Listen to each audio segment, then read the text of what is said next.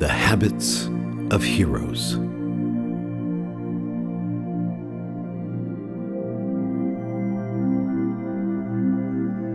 Practice 6. Tell the truth.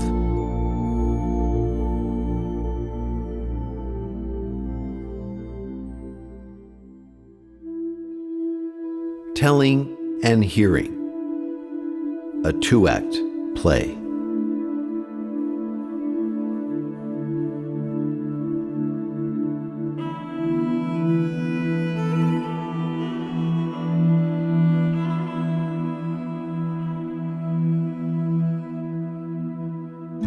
Long ago, a great teacher, arrested for his teaching, stood before the supreme ruler who was to decide his fate. When the defendant was asked, was he a king? He replied, "That is what you have said. What I say to you is that everyone who is of the truth hears my voice." To that, the ruler asked what must be the most haunting question of all time. What is truth?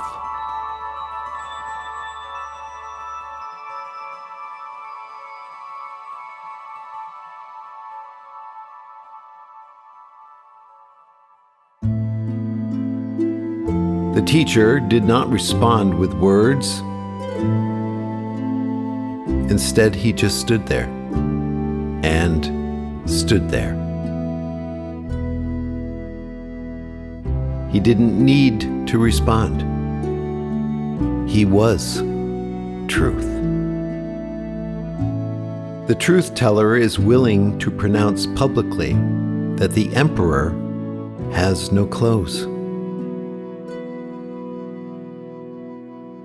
Not guarded by pretense or inhibited by form, the transparent mystic is able to say what is seen as obvious and communicate what is often not desired: the truth.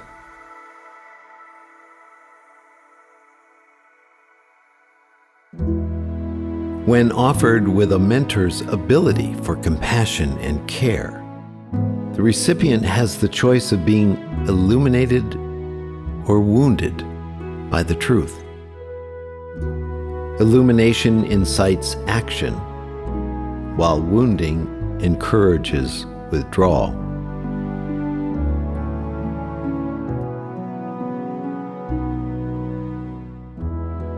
The mentor tells the truth because the mentor lives the truth. It stirs within you a code that reminds you of a calling to live on a higher frequency of energy by walking the pathway of truth. It sets you free. It empowers. It heals. Why then is it so hard to tell?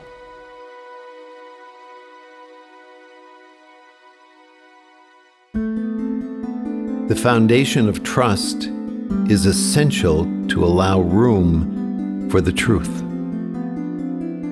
To tell the truth, the whole truth, and nothing but the truth, to ourselves, our partners, or our children, is becoming a lost practice. Yet when you are able to tell what is true, you build relationships of trust, not only with others, but with yourself. When you can face self-truth without self-deception, you create the space to explore further what could be true in other life arenas. Novelist Flannery O'Connor once wrote, "You shall know the truth, and the truth shall make you odd." Truth-telling can make you stand so apart from the norm of deceit that you may be considered odd for being honest. While telling the truth is difficult, living a lie is fatal. You may think you get some kind of brief respite from avoiding what is true. But when you cover the pain of truth, it is like taking another drink to mask the life pain you are experiencing. The problem is, the next morning you still wake up next to you in your bed of discontent. And your effort to conceal self-deception with more deception is like putting a coat of paint on rotting wood. It may appear glistening and new, but beneath the shine, the disintegration continues.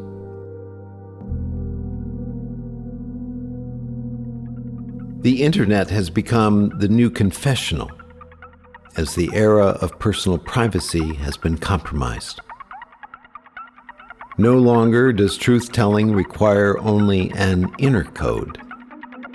It has also become an external and verifiable necessity. The offender can no longer cry out the hollow words, "I didn't do it," when phone cameras or the social network reveals the actual. Society may have become too technologically astute to be able to lie.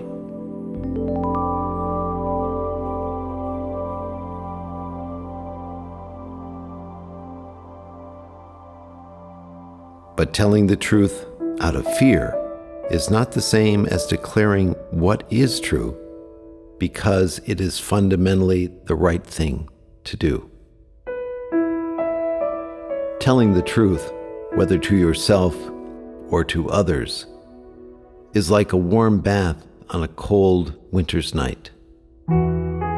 Comforting, healing, and restful, as it ultimately washes the dirt down the drain. And with the cleansing, you walk a little lighter. Yet truth must be told in love. Otherwise, it becomes a tool for revenge or self-disregard. Telling the truth in love requires respect for the deepest self and the life obstacles that obstruct the pathway. Revealing truth with love is the only way its healing nature can be received. Truth is not only about telling, it is about hearing as well, which may be even more difficult. Why is it hard to hear the truth? Is it because we are blinded by self-deception and lack the courage to face up to reality?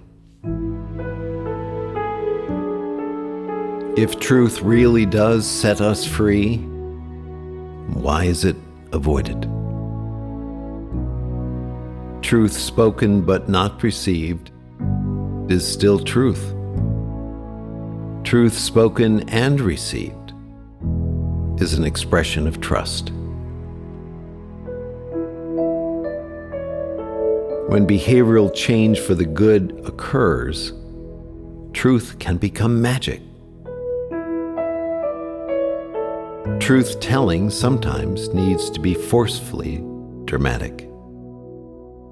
Interventions around alcoholism, violence, and drug use are very dramatic ways to open the space for someone, finally, to hear what is true.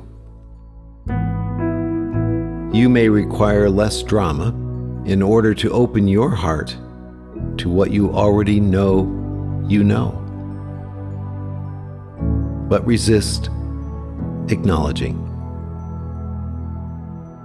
If you hold yourself together through avoidance and denial, here truth can often be painful and, in contrast, can break you wide open. The mentor may create the only space where truth is the norm.